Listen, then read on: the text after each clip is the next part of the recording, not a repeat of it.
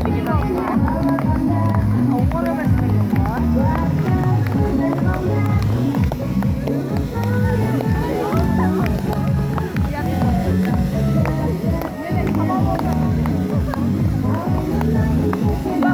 Kita sampai lagi.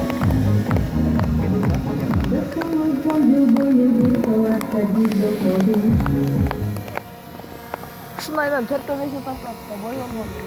Ne kovalık gene. Bak, kelleng tat var ki. Kelleng tat dedi. Sırgak.